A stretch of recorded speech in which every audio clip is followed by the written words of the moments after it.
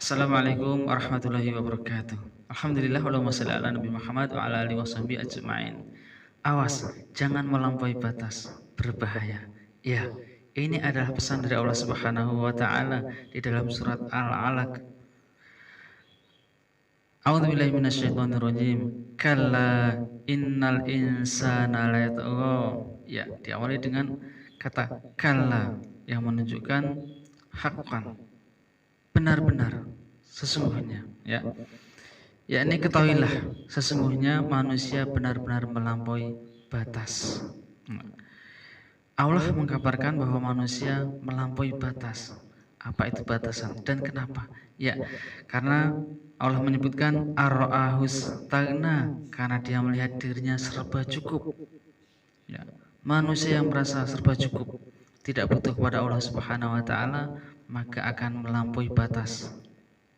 Batasan-batasan yang Allah telah tentukan, yang harus dijaga oleh seorang manusia sebagai seorang hamba Allah Subhanahu wa taala. Ya, sudah merasa cukup. Coba kita tengok, ketika sehat maka akan lupa saat sakit. Ketika sudah kaya maka lupa ketika dalam keadaan sempit. Ketika memiliki pengikut atau teman yang banyak, lupa saat-saat dia sendiri. Dan begitu seterusnya. Dia merasa cukup atas kehidupan ini. Dia beranggapan segala sesuatu yang ia dapatkan kesenangannya atas usaha sendiri. Makannya, pakaiannya, tempat tinggalnya, kedudukannya, dan lain sebagainya. Bahkan kepintarannya, kepandaiannya, ya. Anak-anak ataupun keluarganya adalah semuanya dianggap adalah hasil usahanya sendiri, sehingga orang itu melampaui batas. Dan batasan yang paling besar dia lampaui, yakni tidak mau lagi menyembah kepada Allah Subhanahu wa taala, tidak taat kepada Allah Subhanahu wa taala, dan melanggar ketentuan-ketentuan Allah Subhanahu wa taala. Berbeda dengan seorang muslim, dia akan menjaga batas-batasannya. Berbeda dengan seorang muslim yang taat, segala urusannya dia merasa tidak berdaya kecuali atas pertolongan Allah Subhanahu wa taala. Segala urusannya, segala kegiatannya, pekerjaannya tidak lain adalah pertolongan Allah Subhanahu wa taala.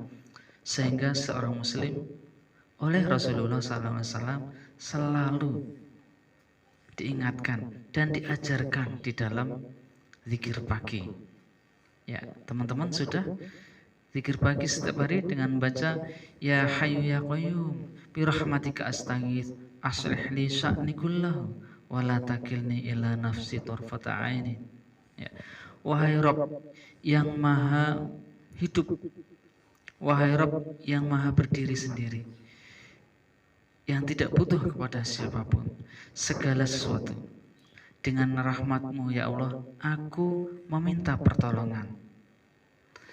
Perbaikilah segala keadaan dan urusanku, dan jangan Engkau serahkan urusanku kepadaku, atau jangan Engkau tinggalkan aku meskipun hanya sekejap mata tanpa pertolongan-Mu. Itu adalah arti atau makna dari doa yang Rasulullah SAW selalu ajarkan di zikir pagi. Sebelum memulai aktivitas, hendaklah untuk selalu memanjatkan doa ini. Ya Hayyu ya Qayyum bi rahmatika astaghits aslih li sya'ni kullahu wa la takilni ila nafsi tarfata ainin.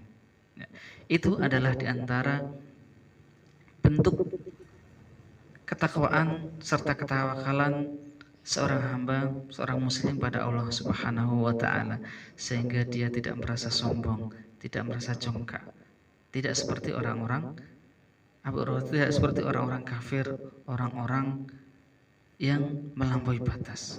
Kenapa? Maka Allah Subhanahu wa taala menyebutkan inna ila rabbika ruj'a. Di ayat selanjutnya ya, Allah berkata sesungguhnya hanya kepada Rabb-Mu lah engkau kembali.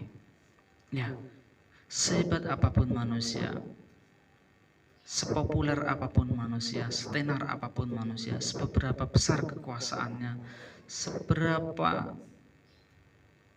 kekuasaan serta kekayaan yang ia miliki di dunia, dan seberapa besar congkak serta sombongnya manusia, maka sesungguhnya kelak akan kembali kepada Allah Subhanahu wa taala. Dan apa arti kembali kepada Allah Subhanahu wa taala? Allah pun berfirman, illa man tawalla wa kafar fayu'adzibuhu Allahul 'adzabal akbar inna ilaina iyabahum thumma inna alaina hisabahum. Illa man tawalla wa kafar, tetapi orang-orang yang berpaling dan kufur, orang-orang yang berpaling dari ketentuan Allah Subhanahu wa taala, dari syariat Allah Subhanahu wa taala, melanggar batasan-batasan Allah Subhanahu wa taala, maka fayu'adzibuhu Allahul 'adzabal akbar, maka Allah akan mengazabnya dengan azab yang besar. Inna ilaina iyabahum, sungguhnya kepada Allah lah kembali mereka. Tuh, semua sungguhnya akan kembali kepada Allah Subhanahu wa taala. Tsumma inna alaina hisabahum, kemudian sesungguhnya sudah menjadi kewajiban Allah, kewajiban kami lah Allah menghisab mereka. Teman ngaji yang dirahmati Allah Subhanahu wa taala, itu artinya bahwa kembali kepada Allah Subhanahu wa taala, kita akan kembali kepada Allah Subhanahu wa taala untuk dihisab dan untuk mendapatkan balasannya. Dan kita ketahui bersama bahwasanya innal abrara lafi na'im wa innal fujjara lafi jahim. Ya, sesungguhnya orang-orang yang berbuat baik maka baginya adalah surga, dan bagi orang-orang yang majrur, yang berdosa, yang melakukan pelanggaran, melampaui batas atas ketentuan Allah Subhanahu wa taala, terutama berbuat syirik, maka baginya adalah neraka jahim. Tidak hanya sekedar kembali pulang, tetapi untuk dihitung, dihisab, dan akan dibalas sesuai dengan amal-amalnya.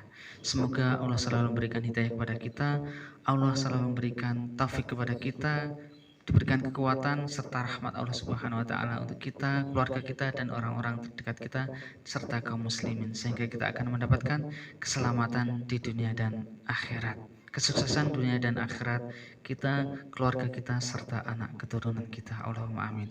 Wassalamualaikum Muhammadin wa ala alihi wa sahbihi ajma'in. Afwan minkum. Insyaallah jumpa lagi di materi-materi berikutnya dalam materi Al-Quran dan terjemahannya serta mengambil faedah-faedahnya. Assalamualaikum warahmatullahi wabarakatuh.